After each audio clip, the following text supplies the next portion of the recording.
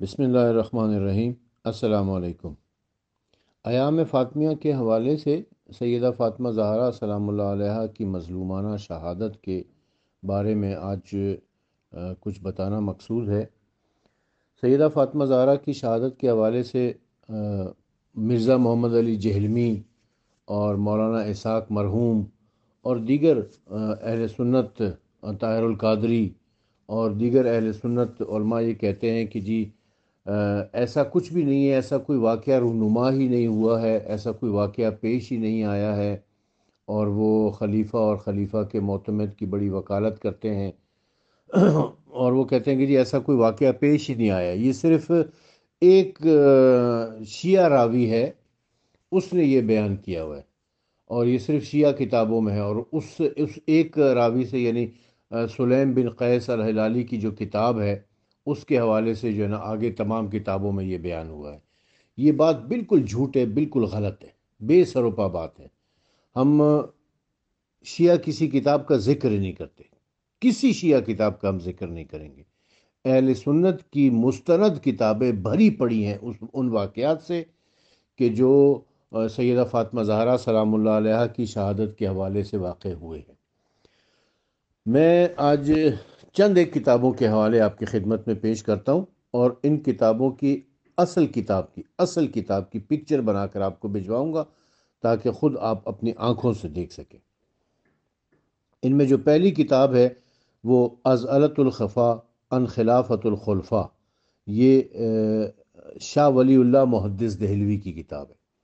شاہ ولی اللہ محدث دہلوی جانی پہچانی شخصیت ہیں، بر صغیر کی بہت بڑی علمی شخصیت گزرے ہیں، دیوبندی، بریلوی، بلکہ تمام اہل سنت کے مکاتب فکر جو کہ بر صغیر میں آباد ہیں، ان کا انتہائی عزت اور احترام کی نگاہ سے ان کو دیکھتے ہیں۔ علامہ جلال الدین ابو بکر سیوطی تمام اہل سنت کی جتنے بھی مکاتب فکر ہیں سب کے درمیان قابل قبول شخصیت ہے اور مستند شخصیت ہے۔ ان کی کتاب ہے مسند فاطمۃ الزہرا۔ اس کے اندر جو انہوں نے اسی واقعے کو بیان کیا ہے، اس کی بھی میں پکچر بنا کر آپ کو سینڈ کرتا ہوں۔ علامہ شبلی نعمانی، جسے اس دور کا بحقی کہا جاتا ہے، انہوں نے اپنی کتاب الفاروق میں بھی اس کا ذکر کیا ہے، انشاءاللہ یہ بھی میں آپ کی خدمت میں پیش کروں گا۔ ملا قاری متقی سب جانتے ہیں، بڑی مشہور و معروف شخصیت ہے۔ ان کی کتاب کنز الاعمال، اس میں جو ہے نا بہت شد و مد کے ساتھ انہوں نے اس چیز کو بیان کیا ہے۔ العقد الفرید، جو کہ احمد بن محمد بن عبد الرب اندلسی کی کتاب ہے، اور انہوں نے اس موضوع کے اوپر کافی سیر حاصل گفتگو کی ہے۔ تاریخ طبری، یہ کسی سے ڈھکی چھپی بات نہیں ہے، اہل سنت کے ہاں سب سے مستند تاریخ مانی جاتی ہے تاریخ طبری، جو ابن جریر طبری کی لکھی ہوئی ہے، اور انہوں نے بھی اس واقعے کا ذکر کیا ہے۔ مصنف ابن ابی شیبہ حدیث کی کتاب ہے یہ، اور یہ امام بخاری کے استادوں کے استاد ہیں، استادوں کے بھی استادوں میں شمار ہوتے ہیں یہ، اور بڑی مستند کتاب یہ حدیث کی ہے۔ اس کے اندر یہ واقعہ ہے، یہ بھی انشاءاللہ آپ کی خدمت میں پیش کریں گے۔ اس کے علاوہ المعجم الکبیر طبرانی کی، المعجم الکبیر کے اندر یہ واقعہ بیان ہوا ہے۔ تاریخ یعقوبی، جس کے بارے میں کہا جاتا ہے کہ بلازری کے بعد یعقوبی دوسرے مصنف ہیں کہ جنہوں نے اسلام کے اوپر تاریخ لکھی تھی، اور بڑی مستند تاریخ ان کی مانی جاتی ہے۔ تاریخ مسعودی، جو کہ مروج الذہب و معون الجواہر کے نام سے یہ کتاب ہے، اس میں انہوں نے کافی کچھ اسی حوالے سے لکھا ہوا ہے، وہ بھی انشاءاللہ آپ کی خدمت میں پیش کرتے ہیں۔ اور سب سے بڑھ کر جو ہے وہ الامامت والسیاست ابن قتیبہ دنوری کی، ابن قتیبہ دنوری کی جو کتاب ہے الامامت والسیاست، اس میں انہوں نے اس واقعے کو کافی تفصیل کے ساتھ بیان کیا ہے، اور آج میں آپ کی خدمت میں لفظ بلفظ وہی بیان کروں گا جو کہ علامہ ابن قتیبہ دنوری نے اپنی کتاب الامامت والسیاست میں لکھا ہے۔ لکھتے ہیں کہ ابو بکر کو جب معلوم ہوا کہ کچھ لوگ حضرت علی کے گھر میں موجود ہیں جو اس کی بیعت سے انکاری ہیں، تو عمر کو ان کی طرف روانہ کیا۔ عمر نے آ کر انہیں بلایا اور علی علیہ السلام کے گھر وہ علی علیہ السلام کے گھر میں تھے۔ انہوں نے نکلنے سے انکار کر دیا۔ عمر نے لکڑیاں منگوائیں اور کہا کہ قسم ہے اس ذات کی جس کے قبضے میں عمر کی جان ہے، تم جلد باہر آؤ ورنہ اس گھر کو جو اس میں موجود ہیں سب کو جلا دوں گا۔ اس سے کہا گیا کہ اس میں تو جناب فاطمہ سلام اللہ علیہا بھی موجود ہیں۔ اس نے کہا کہ کیا ہوا، یعنی اگر فاطمہ موجود ہیں تو کیا ہوا؟ حضرت علی علیہ السلام کے سوا سب نے بیعت کر لی ہے۔ علی علیہ السلام نے فرمایا کہ میں نے قسم کھا رکھی ہے کہ نہ گھر سے باہر نکلوں گا، نہ کپڑا اپنے شانے کے اوپر رکھوں گا جب تک کہ قرآن کو جمع نہ کر لوں۔ جناب فاطمہ اپنے گھر کے دروازے پر تشریف لائیں اور فرمایا میرا اس قوم سے کوئی تعلق نہیں ہے، تم نے تو رسول اللہ صلی اللہ علیہ وسلم کے جنازے کو ہمارے سامنے چھوڑ دیا، خلافت کا مسئلہ خود بخود طے کر لیا اور ہمیں امیر نہ کیا اور ہمیں امیر تسلیم نہ کیا، ہمارا حق ہمیں نہ دیا۔ عمر نے ابو بکر سے جا کر کہا کہ اس بیعت نہ کرنے والے کو نہ چھوڑو۔ ابو بکر نے اپنے غلام قنفذ کو کہا کہ جاؤ حضرت علی کو بلا لاؤ۔ جب وہ حضرت علی کے پاس آیا تو آپ نے فرمایا کیوں آئے ہو؟ اس نے کہا کہ آپ کو رسول اللہ کے خلیفہ بلاتے ہیں۔ حضرت علی نے فرمایا کہ تم نے اس قدر جلد رسول اللہ پر جھوٹ باندھا ہے۔ قنفذ نے ابو بکر کو اس بات سے آگاہ کیا، یعنی اس قدر جلد رسول اللہ پر جھوٹ باندھا ہے کا مطلب یہ ہے کہ ابو بکر کا اپنے آپ کو خلیفۃ الرسول کہنا یہ جھوٹ ہے۔ خیر، قنفذ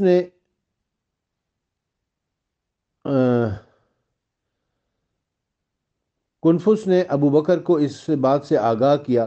یہ سن کر حضرت ابو بکر کافی دیر تک روتے رہے۔ پھر عمر ایک جماعت لے کر جناب فاطمہ کے دروازے پر آئے اور دروازہ کھٹکھٹایا۔ جب سیدہ نے ان کی آواز سنی تو بلند آواز سے فرمایا کہ اے میرے باپ، رسول اللہ صلی اللہ علیہ وسلم آپ کے مرنے کے بعد ابو بکر اور عمر سے ہمیں کیا کیا تکلیفیں اٹھانا پڑی ہیں۔ جب لوگوں نے سیدہ کی آواز سنی تو روتے ہوئے واپس چلے گئے۔ قریب تھا کہ ان کے دل پھٹ جائے اور ان کے جگر شگافتہ ہو جائے۔ عمر ایک قوم کے ساتھ کھڑے رہے اور حضرت علی کو نکال کر ابو بکر کے پاس لے گئے اور کہا کہ ابو بکر کی بیعت کرو۔ حضرت علی علیہ السلام نے فرمایا کہ اگر میں بیعت نہ کروں تو کیا کرو گے؟ کہا کہ خدا کی قسم تمہاری گردن اڑا دیں گے۔ فرمایا تم عبد خدا اور اس کے رسول صلی اللہ علیہ وآلہ وسلم کے بھائی کی گردن اڑا دو گے؟ عمر نے کہا کہ ہم تمہیں عبد خدا تو تسلیم کرتے ہیں لیکن رسول اللہ کا بھائی نہیں مانتے۔ ابو بکر بالکل خاموش تھے۔ عمر نے ابو بکر سے کہا کہ تم ان سے بیعت کیوں نہیں لیتے؟ ابو بکر نے کہا کہ جب تک جناب فاطمہ زندہ ہیں میں حضرت علی کو مجبور نہیں کر سکتا۔ حضرت علی علیہ السلام رسول اللہ کی قبر سے لپٹ کر روئے، دھاڑے مار مار کر روئے اور بلند آواز سے فرماتے تھے کہ اے میرے ماں باپ آپ پر قربان ہو، آپ دیکھ لیں کہ قوم نے مجھے کمزور کر دیا ہے، قریب ہے کہ مجھے قتل کر دے۔ عمر نے ابو بکر سے کہا کہ میرے ساتھ جناب فاطمہ کے پاس چلو، ہم نے انہیں ناراض کیا ہے۔ دونوں نے سیدہ کی خدمت میں حاضر ہونے کی اجازت طلب کی لیکن سیدہ فاطمہ زہرا سلام اللہ علیہا نے اجازت نہ دی۔ انہوں نے اس بارے میں حضرت علی سے رجوع کیا۔ حضرت علی علیہ السلام دونوں کو سیدہ کے پاس لائے، دونوں بیٹھ گئے۔ سیدہ نے اپنا چہرہ اقدس دیوار کی طرف پھیر لیا۔ دونوں نے سیدہ کو سلام کیا، آپ نے جواب نہ دیا۔ ابو بکر نے کہا کہ اے رسول اللہ کی پیاری، خدا کی قسم مجھے اپنی قرابت سے رسول اللہ کی قرابت زیادہ محبوب ہے۔ مجھے آپ میری بیٹی عائشہ سے زیادہ عزیز ہیں۔ میں اس بات کو پسند کرتا ہوں کہ جس روز آپ کے باپ کا انتقال ہوا میرا بھی ہو جاتا اور آپ کے بعد میں زندہ نہ رہتا۔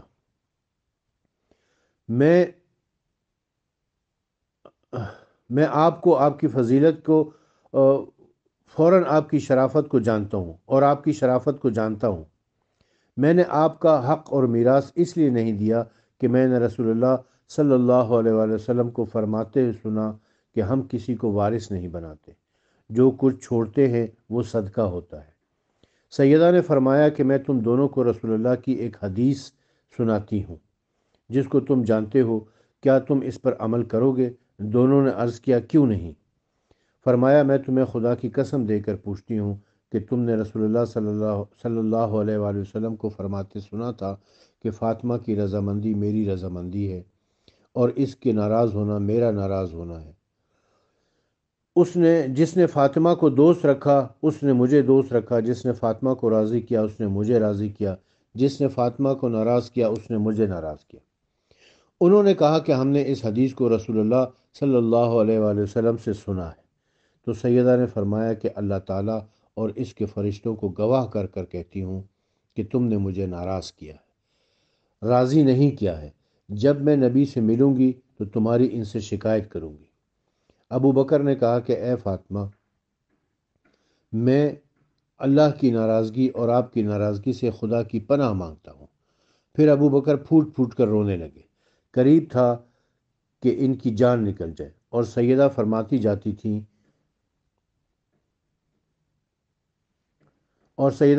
جاتی تھی کہ میں تمہیں ہر نماز میں بدوا دیا کروں گی۔ ابو بکر روتے ہوئے چلے گئے اور لوگ ان کے ساتھ واپس ہو گئے اور ان سے کہتے تھے کہ تم میں سے ہر ایک آدمی اپنی بیوی کے گلے میں باہیں ڈال کر خوشی سے رات بسر کرتا ہے اور مجھے ایک مصیبت میں ڈال دیا ہے۔ مجھے تمہاری بیعت کی ضرورت نہیں ہے، میری بیعت کو توڑ لو۔ انہوں نے کہا کہ اے رسول اللہ صلی اللہ علیہ وسلم کے خلیفہ، خلافت آپ کے بغیر نہیں چل سکتی، آپ ہم سے زیادہ عالم ہیں۔ حضرت علی علیہ السلام نے سیدہ کی وفات تک ابو بکر کی بیعت نہ کی۔ سیدہ اپنے باپ کی رحلت کے بعد صرف 75 دن زندہ رہیں۔ آپ کی رحلت کے بعد حضرت علی علیہ السلام نے ابو بکر کو بلا بھیجا۔ ابو بکر آپ کے پاس اس وقت آئے جب کہ آپ کے پاس بنی ہاشم کی ایک جماعت موجود تھی۔ آپ نے حمد و ثنا کے بعد ابو بکر سے کہا کہ میں نے تمہاری بیعت کسی ذاتی غرض کی وجہ سے نہیں کی، بلکہ خلافت ہمارا حق ہے، تم نے ہم سے زیادتی کی ہے۔ جب حضرت علی علیہ السلام نے رسول اللہ صلی اللہ علیہ وسلم سے اپنی قرابت کا ذکر کیا تو ابو بکر رو پڑے اور کہا کہ مجھے اپنی قرابت سے رسول اللہ صلی اللہ علیہ وسلم کی قرابت زیادہ محبوب ہے۔ خدا کی قسم میں وہی کام کروں گا جو رسول اللہ صلی اللہ علیہ وسلم کیا کرتے تھے۔ انشاءاللہ حضرت علی علیہ السلام نے فرمایا کہ کل جامع مسجد میں بیعت کا فیصلہ ہوگا۔ انشاءاللہ تعالیٰ ابو بکر واپس ہو گئے۔ یہ علامہ ابن قتیبہ دینوری کی کتاب سے میں نے آپ کی خدمت میں پیش کیا ہے۔ اس کے بعد الفاروق، جو کہ اردو دان طبقے کے لیے بڑی مشہور و معروف کتاب ہے اور لوگ اسے بہت مانتے ہیں، اس میں علامہ شبلی نعمانی نے امام مالک کے حوالے سے تحریر کیا ہے کہ حضرت صلی اللہ علیہ وسلم کی وفات کے بعد حضرت فاطمہ کے گھر میں ایک مجمع ہوا جس میں تمام بنو ہاشم اور ان کے اتباع شریک تھے اور حضرت علی ان کے پیشوا تھے۔ حضرت عمر نے حضرت فاطمہ کے گھر کے دروازے پر کھڑے ہو کر کہا کہ یا بنت رسول اللہ، خدا کی قسم، اگر آپ کے یہاں اس طرح لوگ مجمع کرتے رہے تو میں گھر میں ان لوگوں کی وجہ سے آگ لگا دوں گا۔ یہ وہ مقدس بیت الشرف تھا جس میں حضرت جبرائیل اور میکائیل بھی بغیر اجازت قدم نہیں رکھتے تھے، جس گھر میں پیغمبر خدا کی بیٹی فاطمہ زہرا، نفس رسول علی مرتضیٰ اور قرۃ عین رسول حضرت امام حسن اور امام حسین علیہ السلام تھے، جو اپنے ولی اور آقا سرور کائنات صلی اللہ علیہ وسلم کے سوگ میں بیٹھے ہوئے تھے، نوحہ و بکا میں مشغول تھے۔ خلیفہ آگ اور لکڑی لے کر اس بیت الشرف کو جلانے آئے تھے۔ بلکہ کتب برادران اہل سنت میں یہ بھی ہے کہ اس وقت کسی نے کہا کہ گھر میں تو بنت رسول اللہ صلی اللہ علیہ وآلہ وسلم یعنی حضرت کی صاحبزادی ہیں، تو حضرت عمر نے کہا کہ ہوا کرے، حالانکہ یہ وہ بیت الشرف ہے جس کی عظمت و جلالت کے بارے میں قرآن مقدس میں ارشاد الہی ہے۔ سورہ نور کی آیت نمبر 36 میں یہ چراغ ان گھروں میں ہیں جن کے بارے میں خدا کا حکم ہے کہ ان کی بلندی کا اعتراف کیا جائے اور ان میں اس کا نام کا ذکر کیا جائے کہ ان گھروں میں صبح و شام اس کی تسبیح کرنے والے ہیں۔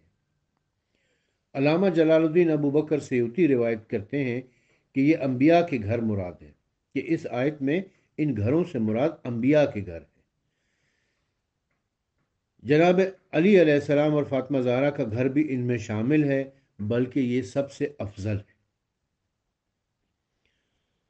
تفسیر قمی میں امام محمد باقر علیہ السلام سے منقول ہے کہ ان گھروں سے مراد انبیاء کے گھرانے ہیں، اور جناب علی مرتضیٰ کا گھر ان میں داخل ہے۔ اور کافی میں منقول ہے کہ قتادہ نے انہیں حضرت کی خدمت میں عرض کیا کہ میں بہت سے علماء کی خدمت میں حاضر ہوا اور بیٹھا، مگر کسی کے سامنے میرا قلب اس طرح مضطرب نہیں ہوا جس طرح حضور کے سامنے ہوتا تھا۔ ارشاد فرمایا کہ تو جانتا ہے کہ تو کہاں ہے؟ تو ان گھروں کے سامنے ہے جن کی تعظیم کیے جانے کا خود خدا نے حکم دیا ہے۔ پس تو وہاں سے اور ہم وہاں پس تو وہاں ہے اور ہم وہ ہیں جن کے گھروں کی تعظیم کا حکم اللہ تعالیٰ نے قرآن مجید میں دے رکھا ہے۔ قتادہ نے عرض کیا کہ قربان جاؤں، واللہ آپ نے سچ فرمایا ہے، بے شک ان بیوت سے مراد مٹی اور پتھر کے مکان نہیں ہیں، بلکہ انبیاء اور علی اور فاطمہ کے گھر ہیں۔ یہ قتادہ برادران اہل سنت کے مفسرین میں اول درجے کے مفسر ہیں۔ مفسرین برادران اہل سنت نے بھی اس آیت کریمہ کی یہی تفسیر بیان کی ہے۔ حضرت انس بن مالک اور بریدہ سے منقول ہے کہ رسول اللہ صلی اللہ علیہ وسلم نے مذکورہ بالا آیات شریفہ پڑھی۔ ایک شخص عرض کرنے لگا کہ یا رسول اللہ، یہ کن گھروں سے مراد ہے؟ ان گھروں سے مراد کون سے گھر ہیں؟ حضرت صلی اللہ علیہ وسلم نے ارشاد فرمایا کہ انبیاء کے گھروں سے، اس سے مراد انبیاء کے گھر ہے۔ حضرت ابو بکر نے عرض کیا کہ یا رسول اللہ، یہ گھر یعنی علی اور فاطمہ کا گھر بھی ان گھروں میں سے ہے؟ حضرت صلی اللہ علیہ وسلم نے ارشاد فرمایا کہ ہاں، بلکہ یہ ان سے افضل ہے۔ مگر افسوس کہ اسی گھر کو جو انبیاء کے گھر سے بھی افضل تھا جلا دیا گیا۔ ڈپٹی نذیر احمد لکھتے ہیں کہ جو شخص وفات رسول سے پہلے سب سے زیادہ متقی وہ فاطمہ تھی۔ آپ کی والدہ جناب خدیجۃ الکبریٰ سلام اللہ علیہا پہلے ہی انتقال کر چکی تھی۔ اب ماں اور باپ دونوں کی جگہ پیغمبر ہی تھے صلی اللہ علیہ وآلہ وسلم، اور وہ باپ بھی کیسے، دین و دنیا کے بادشاہ۔ ایسے باپ کا سایہ سر سے اٹھ جائے اور فدق کا دعویٰ اور مقدمہ مسترد کر دیا جائے اور سیدہ کو دربار سے خالی ہاتھ واپس بھیج دیا جائے، انہی غموں میں گھل گھل کر سیدہ فاطمہ زہرا سلام اللہ علیہا انتہائی لاغر ہو گئی تھی، انتہائی کمزور ہو گئی تھی، اور 18 سال کی عمر میں ایسا محسوس ہوتا تھا کہ جیسے 80 سال کی کوئی بوڑھی خاتون ہو۔ اس مقام پر ہم جناب فاطمہ زہرا سلام اللہ علیہا کا مرثیہ آپ کی خدمت میں پیش کرتے ہیں، جو انہوں نے رسول اکرم صلی اللہ علیہ وسلم کی شہادت اور خود پر پڑنے والی مصیبت کے ذکر میں کہا تھا۔ مرثیہ تو عربی زبان میں ہے، میں اس کا اردو ترجمہ آپ کی خدمت میں پیش کر رہا ہوں۔ سیدہ فاطمہ زہرا سلام اللہ علیہا فرماتی ہیں، جس نے ایک مرتبہ بھی احمد مجتبیٰ کی قبر سونگھ لی، مذائقہ نہیں ہے کہ اگر وہ ساری عمر کوئی اور خوشبو نہ سونگے۔ حضور کی جدائی میں وہ مصیبتیں مجھ پر ٹوٹی ہیں کہ اگر یہ مصیبتیں دنوں پر ٹوٹتی تو راتوں کی مانند تو راتوں میں تبدیل ہو جاتے۔ آسمان کے اطراف غبار آلود ہو گئے ہیں اور لپیٹ دیا گیا ہے دن کا سورج، اور تاریک ہو گیا ہے سارا زمانہ، اور زمین نبی کریم صلی اللہ علیہ وسلم کے بعد مبتلا درد ہے، ان کے غم میں سراپا ڈوبی ہوئی ہے۔ آنسو بہائے مشرق بھی اور مغرب بھی ان پر، اے ان لوگوں کے فخر جن پر روشنیاں چمکی، اے رسولوں کے آخری بابرکت شاخ، آپ پر تو قرآن نازل کرنے والے نے بھی درود بھیجا ہے۔ یہ جناب سیدہ کا وہ مرثیہ ہے جو آپ اکثر پڑھا کرتی تھی، اور اس میں یہ جو ایک شعر ہے کہ اے حضور صلی اللہ علیہ وسلم، آپ کے بعد مجھ پر وہ مصیبتیں ٹوٹی ہیں کہ اگر دنوں کے اوپر پڑتی، یعنی روز روشن کے اوپر پڑتی، تو وہ رات کی مانند تاریک ہو جاتے۔ ایک مرثیہ علی علیہ السلام سے بھی منسوب ہے، لیکن وہ انشاءاللہ بعد میں ہم آپ کی خدمت میں پیش کریں گے۔ تو میں عرض یہ کر رہا تھا کہ اہل سنت کی متعدد کتابوں میں اس واقعے کا ذکر موجود ہے۔ شاہ ولی اللہ محدث دہلوی لکھتے ہیں کہ حضرت عمر نے کہا کہ تم سے زیادہ پیارا کوئی نہیں ہے، اور خدا کی قسم اگر یہ جماعت بنو ہاشم اگر تمہارے پاس جمع ہوتے تو یہ بات، یعنی آپ کا پیارا ہونا، مجھے اس سے نہ روک سکے گا کہ میں ان کے بارے میں یہ فیصلہ کر لوں اور اس گھر کو جلا دوں۔ جب عمر نکلے تو یہ لوگ فاطمہ کے پاس پہنچے اور انہوں نے کہا کہ تم جانتے ہو کہ عمر میرے پاس آیا ہے اور اس نے خدا کی قسم کھائی ہے کہ اگر تم پھر مجمع ہوئے تو میں ضرور اس گھر کو جلا دے گا۔ اسی طریقے سے جلال الدین سیوطی نے مسند فاطمہ الزہرا میں لکھا ہے کہ حضرت عمر فاروق کو خبر ہوئی کہ سیدہ فاطمہ زہرا کے پاس آ کر کہنے لگے، اے بنت رسول اللہ، قسم بخدا ساری دنیا میں آپ کے بابا مجھ سے زیادہ محبوب نہیں، اور اس کے بعد سارے جہاں میں آپ مجھ سے زیادہ عزیز ہیں، لیکن خدا کی قسم آپ کی یہ محبت اور عزت اس معاملے میں رکاوٹ نہیں بن سکتی کہ یہ لوگ آپ کے گھر میں جمع ہوں تو میں ان سب کے ساتھ آپ کے گھر کو بھی جلا دینے کا حکم دے دوں۔ حضرت عمر کے لوٹ جانے کے بعد جب دونوں واپس آئے تو سیدہ فاطمہ زہرا نے دونوں سے کہا کہ آپ کو معلوم ہونا چاہیے کہ ابھی ابھی میرے پاس عمر آئے تھے اور قسم اٹھا کر کہہ رہے تھے کہ تم نے اگر معاملہ خلافت میں اختلاف کیا تو وہ تمہارے سمیت اس گھر کو آگ لگا دیں گے، اور مجھے لگتا ہے کہ وہ ضرور یہ کر گزریں گے۔ الفاروق کا میں آپ کی خدمت میں بیان کر چکا ہوں۔ کنز العمال ملا قاری متقی لکھتے ہیں کہ عبد الرحمن بن عوف سے مروی ہے کہ حضرت ابو بکر نے اپنے مرض وفات میں کہ فرمایا کہ مجھے 3 باتوں کا افسوس ہے، کاش میں وہ نہ کرتا اور ان چیزوں سے پرہیز کرتا۔ ان میں سے ایک تو یہ ہے کہ کاش میرے دور حکومت میں فاطمہ زہرا سلام اللہ علیہا کا دروازہ نہ توڑا جاتا، اور دوسرا یہ کہ فجار کو یا تو قتل کر دیا جاتا یا پھر معاف کر دیا جاتا۔ کاش ثقیفہ کے روز حکومت میں قبول نہ کرتا اور ان 2 میں سے، یعنی عمر اور ابو عبیدہ بن جراح میں سے کسی کے حوالے کر دیتا۔ اسی طریقے سے عقد الفرید میں لکھا ہوا ہے کہ یہ تھے علی، عباس، زبیر اور سعد بن عبادہ۔ علی، عباس اور زبیر تو سیدہ فاطمہ کے گھر میں بیٹھے تھے، حتیٰ کہ ابو بکر نے ان کی طرف عمر ابن خطاب کو بھیجا تاکہ وہ فاطمہ کے گھر سے نکلیں، اور عمر نے کہا کہ اگر وہ انکار کریں تو آپ ان سے لڑیں۔ چنانچہ عمر آگ کا انگارہ لے کر گئے تاکہ گھر کو جلائیں۔ انہیں فاطمہ ملی اور کہا کہ اے ابن خطاب، کیا تم ہمارا گھر جلانے آئے ہو؟ کہا ہاں، یہ آپ لوگ اس میں داخل ہو جائیں جس میں امت داخل ہوئی۔ اسی طریقے سے تاریخ طبری کے الفاظ یہ موجود ہیں کہ وقت وفات حضرت ابو بکر نے 3 حسرتیں بیان کی ہیں، اور ان میں ایک حسرت یہ تھی کہ کاش میرے حکم سے سیدہ فاطمہ زہرا سلام اللہ علیہا کا دروازہ نہ جلایا گیا ہوتا۔ اب پچھتائے کیا ملے جب چڑیاں چگ گئیں کھیت۔ مصنف ابن ابی شیبہ حدیث کی بڑی مستند کتاب ہے۔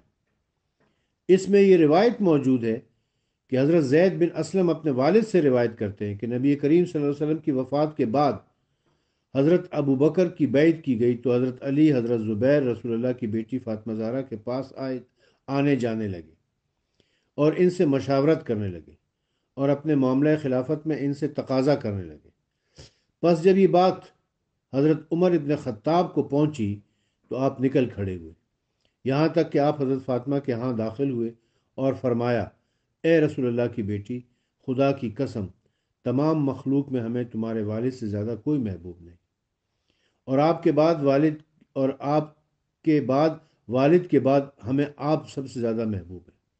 خدا کی قسم، لیکن اگر یہ آپ کے پاس دوبارہ جمع ہوئے تو مجھے یہ محبت والی بات اس سے مانے نہیں ہوگی کہ میں لوگوں کو حکم دوں اور ان تمام گھر میں موجود افراد پر گھر کو جلا دیا جائے۔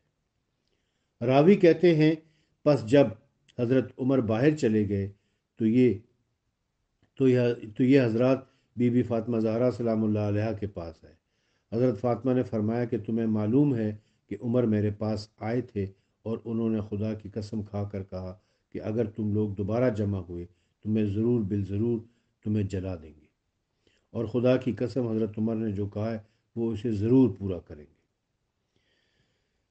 اور پھر اس گھر کو جلا دیا گیا۔ معجم الکبیر میں، تاریخ طبری میں اور تاریخ یعقوبی میں بہت ساری کتابیں، ان سب کی پکچر میں بنا کر آپ کی خدمت میں پیش کروں، اور پھر اس گھر کو جلا دیا گیا۔ علامہ شبلی نعمانی نے الفاروق میں لکھا ہے کہ یہ جو گھر جلانے والی روایت ہے، اس کے راویوں کا حال تو ہمیں معلوم نہیں ہے، لیکن درایت کے اعتبار سے ہم اس حدیث کا انکار نہیں کر سکتے، کیونکہ حضرت عمر کی تندی اور تیز مزاجی سے یہ واقعہ کچھ بعید نہیں، یعنی یہ واقعہ ہوا ہے کیونکہ حضرت عمر بڑے تند اور تیز مزاج آدمی تھے، بڑے غصے والے آدمی تھے، اور انہوں نے غصے میں آ کر سیدہ فاطمہ زہرا سلام اللہ علیہا کے گھر کو جلایا ہے۔ آج ہم نے جو کچھ آپ کی خدمت میں پیش کیا ہے یہ گھر کو جلانے کے حوالے سے تھا۔ کل انشاءاللہ اگر خدا نے توفیق دی تو گھر کو جلانے کے بعد سیدہ فاطمہ زہرا سلام اللہ علیہا کے اوپر کیا گزری ہے، ان کی شہادت کیسے واقعہ ہوئی ہے، اس کے اوپر انشاءاللہ ہم کل گفتگو کریں گے۔